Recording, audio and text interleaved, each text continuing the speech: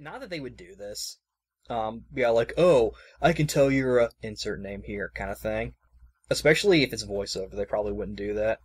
But I think that if you like to have sort of like a title, like if you just like going into like your menu and seeing like class da da da,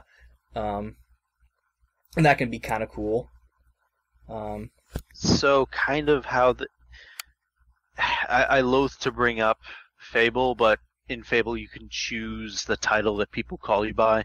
Sort of, yeah. Chicken Chaser. I went with Lionheart in Fable 2 at least. Yeah. Lionheart, where's your roar? Fair enough. More importantly, where's my gypsy wife? I still can't find her. I still cannot find her. I think she left me.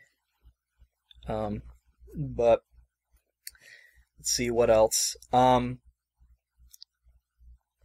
thing I actually kind of like that I think the Elder Scrolls has sort of missed out on that other games, even games outside the genre like Tales of Zestiria and Tales of Berseria did this, or instead of having like just a giant kind of world map that, while looks kind of cool, is more or less kind of empty and a little too like large.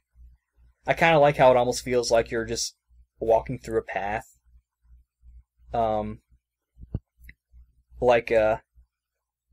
Okay, so would you prefer a game with an actual open world or a game with zones?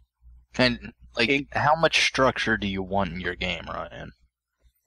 I guess I kind of want a mix of both. I want it to be open world but feel like zones. I'm so confused at that one now. Yeah. Okay, okay. Give me... Alright, I think that Here's I an understand example. what you mean by empty. Okay, carry on. Kingdoms of Amalur Reckoning kind of did this, where it's open world, but like the way the actual area is structured, it's almost like everything was kind of placed deliberately, and kind of like Dark Souls 2 as well, where like you have your little paths. Obviously, that's a little more narrow. Like that's not as open world. I played Kingdom of Amalur, and that's it feels open, but it also feels structured in a way. Like it's not it's a tunnel, but it is a very wide tunnel. If that makes sense. I think that's a good way to put it. Structured. Like, yeah, you can go off to do something, but at some point or another, you're going to end up at the next crucial story area. Right. I think I understand what you're saying. I'm a little bit on the fence of that because I like the ability to just, look at the path of where I'm supposed to go. Like, see the shining beacon of, main quest here off in the distance, and then give it the bird, flip it the bird, and go off and do something else for like 6 hours. Oh yeah, I definitely want that. I kind of like. I guess what I was kind of getting at is like I like the visual structure of how something like Kingdoms of Amalur looks. I think probably Berseria and Zestiria do it a little bit better because even if it is kind of structured, it's a lot more open than Kingdoms of Amalur. I wouldn't call Zestiria open world in the slightest. I'm not saying it's open world. I'm just saying that, like, obviously, yeah, it's not open world. I'm just saying, to me, the world map, it kind of looked like it looked bigger. I mean, the zones were big. World map.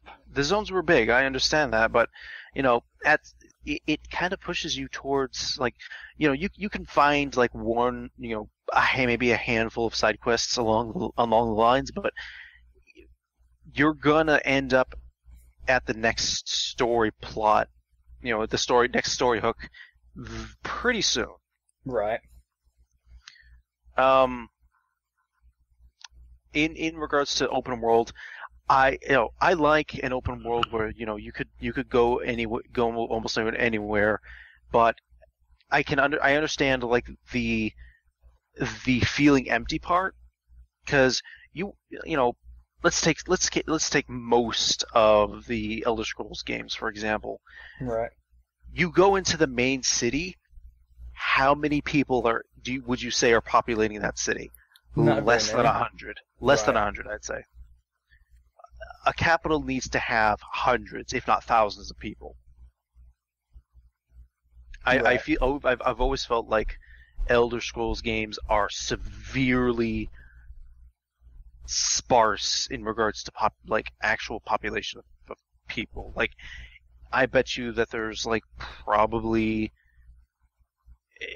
if you take the population of every single city in Oblivion, Hmm. you probably have less than 1,000 people. Right. Oh, significantly. Yeah, significantly. So, like, Actually, in Oblivion, I think that number is south of 100.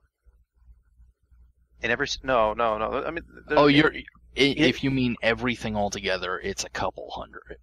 yeah. Like I'm saying, like if you take all of the entire population of every single city and like maybe the surrounding like nearest town or so, because like a lot of the cities have like houses outside the city walls.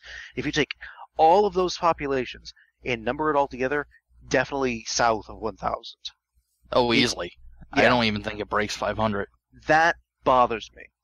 Just that, you know, these like it it it's an open world, but at the same time it feels like a very small world. Yeah, it makes it feel like that not much care was put into actually building it. Well, we also have to factor in limitations at the time. No, I totally understand. I totally understand and accept that. But you know, In this ideal scenario, yes, you absolutely want it to be packed in dens. right. Like not everybody.